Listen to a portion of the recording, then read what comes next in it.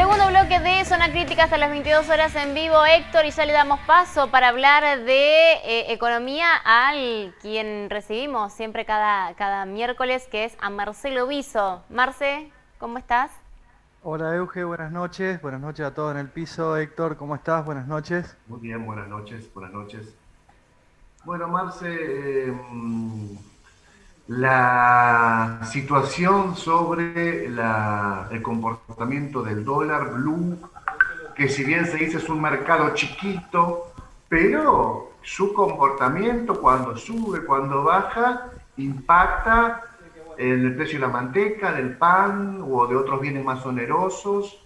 En definitiva, es una situación que está preocupando enormemente a la gestión. Lo hablamos a la gestión nacional, lo hablábamos con Javier Martínez en unos programas, vos participando activamente sobre ese tema particularmente. ¿Qué se dice en el mundo empresarial, Marce, concretamente, que vos consultás con frecuencia sobre este problema, sobre los diferentes dólares que existen y coexisten? Bueno, Héctor, es una muy buena pregunta y una muy buena aclaración la que vos acabas de hacer. Coexisten una serie de alternativas de evaluación, es decir, alternativas de valores de compra del dólar. No es ya un dólar oficial y un dólar turista o ahorro, ya pasa a ser un dólar oficial, un dólar turista, un dólar con el anticipo de ganancias. Hay un dólar para el dólar soja, el dólar cereal. Hay una serie, hay una plataforma muy grande y un universo muy grande de cotizaciones que influyen sobre todo en lo que es la información, ¿no? Tenemos que tener en cuenta la primera cosa. El dólar blue no es un dólar legal.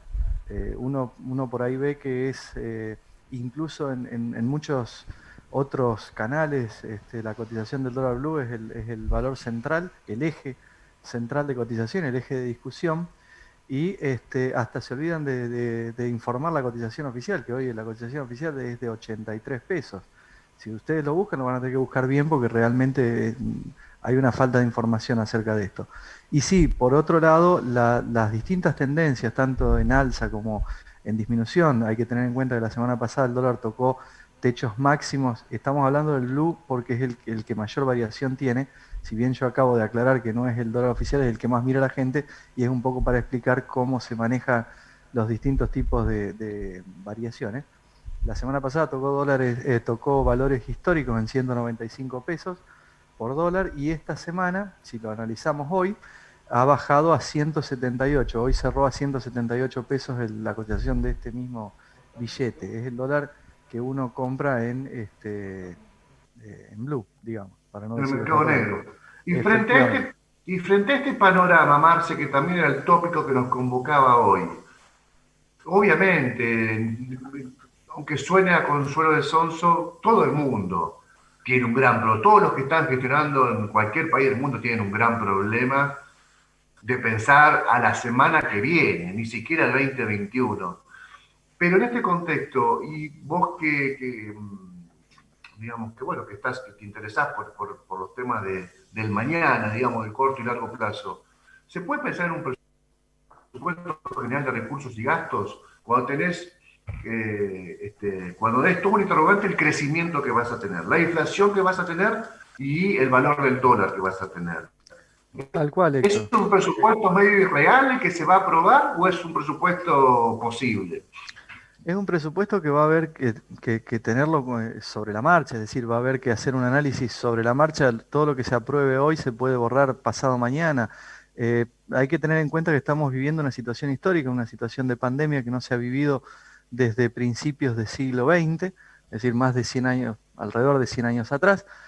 Hay muchas partidas presupuestarias y mucho gasto presupuestario dirigido a salud, a transferencias a los sectores más desfavorecidos, a mantener un ritmo económico, y todo con un horizonte de que en algún momento iba a haber una vacuna o iba a haber alguna cura o iba a haber alguna reactivación. ¿Por qué? Porque en países donde ya se había producido el primer brote ya se estaban empezando a recuperar. Hoy nos damos cuenta con las medidas que toma Francia durante el día de hoy, de que eso no va a pasar y que probablemente nuestra primera ola de contagios se junte con la segunda ola de contagios, que es la que está viviendo más crudamente, los que están viviendo más crudamente países europeos. Si España, Italia y Francia no pueden hacer una proyección económica de tratar de pensar, esta mañana estaba escuchando una radio italiana para tener una información de primera mano sobre cómo están actuando los países del primer mundo, por supuesto, frente a esto, o por lo menos los que sufrieron un gran impacto en relación a la pandemia, y ya están previendo un nuevo cierre de lo que de lo que es todas las actividades, y es más, le están pidiendo a la gente que trabaje desde su casa, pero de alguna manera se fomente que no cocinen. Esto es real, lo escuché esta mañana, que no cocinen en su casa, sino que compren comida en los negocios del barrio o en los comedores o en algún lado para reactivar de alguna forma el gastronómico o el rubro gastronómico, que ha sido uno de los más golpeados.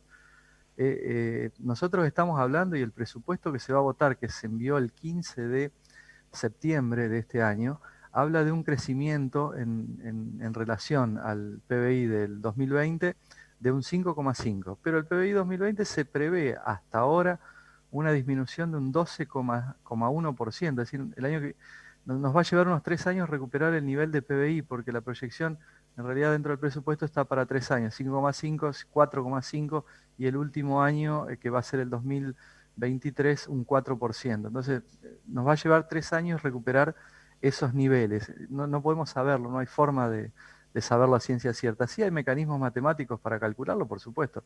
Un presupuesto tiene un basamento matemático y estadístico en base a los años anteriores, ¿no?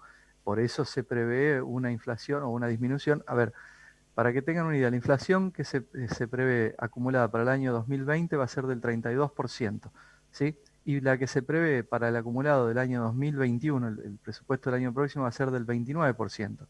Si uno tiene en cuenta que es un 3% de diferencia, y si la cosa o la situación epidemiológica nos lo permite, hay una reactivación, por supuesto que no es tan ambicioso bajar un 3% la inflación.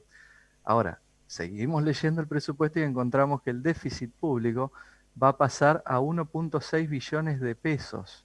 Eso equivale a un 4,5 del PBI. Planteamos un crecimiento del 5,5, pero el déficit nuestro como Estado es del 4,5 del mismo valor. De 1,2. De 1,6 dije el presupuesto, el déficit presupuestario, y se va a cubrir en un 1,2 billones de pesos con emisión de moneda. La emisión de moneda, como lo hemos explicado un montón de veces, ya lo hemos charlado, Héctor, con vos, y lo hemos charlado, desarrollado en varios programas, la emisión de moneda se basa no solo en la posibilidad de tener un respaldo económico. Ahora se está hablando de que van a entrar unos 5.000 millones de dólares de préstamos por el tema epidemiológico al país del FMI, que lo cual no es un desembolso para regalarlo, ni para venderlo, ni para de alguna manera mantener el tipo de cambio, sino para respaldarla. En este caso sería muy interesante utilizarlo para respaldar la emisión de moneda y algunas otras cosas, por supuesto, pago de deuda y demás. Es un poco más extenso, pero se basa en la confianza, no solo en ese respaldo que se tenga de dólares, sino en la confianza que tenga la gente. Estamos viviendo en un momento donde hay una serie de interrogantes acerca de la institucionalidad, acerca de la seguridad, acerca de la economía.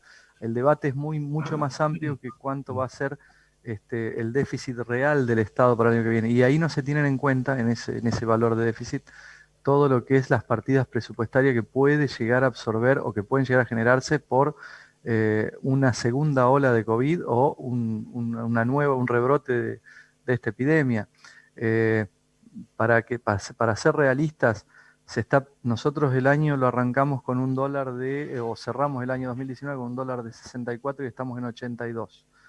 Esto plantea un aumento superior al 25%, muy cercano. Para el año que viene se prevé el mismo aumento. Se prevé un dólar de 102 pesos. Obviamente el oficial, ¿no? Por supuesto. Pero todo esto se arrastra al sistema de precios, al sistema económico, es decir, se arrastra a todo. Y es realmente muy difícil de exponer hoy y de afirmar este tipo de cosas. La seguimos la semana que viene, Marce. Gracias, un abrazo. Héctor, un abrazo para vos, un beso Euge y saludos a todos ahí en el piso. Gracias. La semana que viene la seguimos. Gracias, gracias, gracias. Hablamos con Marcelo Viso, nuestro columnista de economía y amigo. Eugenia, contame vos cómo seguimos. Un pequeño corte y el último, ya vamos a recibir al próximo invitado para poder cerrar esta noche de miércoles en Zona Crítica. Ya volvemos.